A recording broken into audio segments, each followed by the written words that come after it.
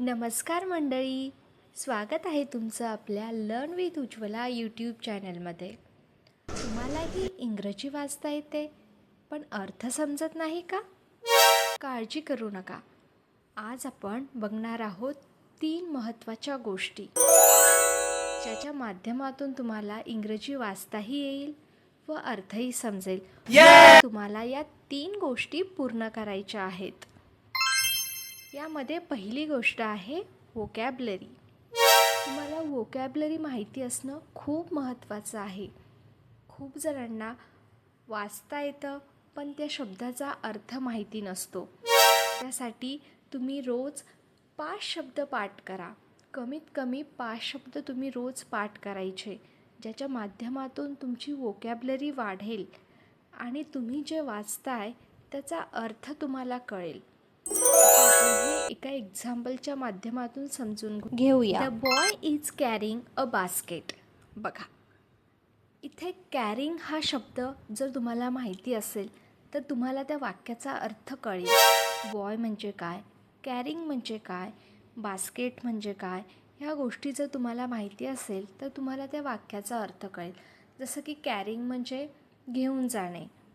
मुलगा बास्केट घेऊन जात आहे. कारण तुम्हाला व्होकॅब्युलरी माहिती होती म्हणून तुम्हाला वाक्याचा अर्थ कळाला. नेक्स्ट इम्पॉर्टंट पॉईंट आहे सेंटेन्स स्ट्रक्चर. खूप जणांना सेंटेन्स स्ट्रक्चर समजत नाही. वाक्यामध्ये सब्जेक्ट काय आहे, ऑब्जेक्ट काय आहे, वर्ब काय आहे हे माहिती असणं त्यासाठी तुम्हाला खूप गरजेचं आहे. इंग्रजीमध्ये वाक्याची रचना कशी असते? Subject plus verb plus object. आता याचं एक्झाम्पल बघा. Riya is reading a book. वाक्यामध्ये कोण काम करत आहे, काय काम करत आहे, कोणावर काम होत आहे हे तुम्हाला जर कळालं तर तुम्हाला वाक्याचा अर्थ कळतो. आता आपण जे एक्झाम्पल बघितलं त्याच्यामध्ये रिया कोण आहे? सब्जेक्ट. ती काय करत आहे? जी कृती आहे ते काय असतं? वर्ब. रिया इज रीडिंग म्हणजे रीड हे काय आहे? वर्ब. त्यानंतर काय वाचत आहे? बुक. म्हणजे क्रिया कोणावर होत आहे? बुकवर. बुक काय आहे? ऑब्जेक्ट. तुम्हाला हे जर कळालं तर तुम्हाला वाक्याचा अर्थ सहज समजून जातो.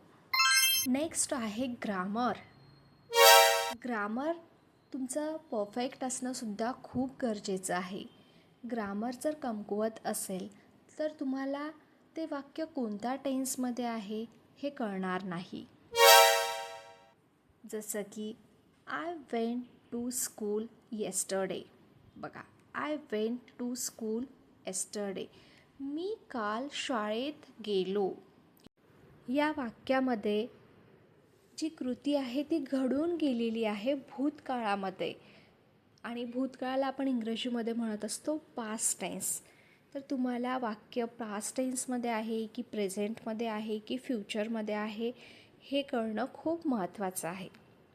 तुम्ही ह्या 3 गोष्टी परफेक्ट केल्या तर तुम्हाला इंग्रजी वाचताही येईल व त्याचा अर्थही कळेल. व्हिडिओ शेवटपर्यंत बघितल्याबद्दल तुमचे खूप खूप आभार. व्हिडिओ आवडल्यास लाईक करा, शेअर करा व आपल्या लर्न विथ उज्ज्वला यूट्यूब चॅनलला सबस्क्राईब करा.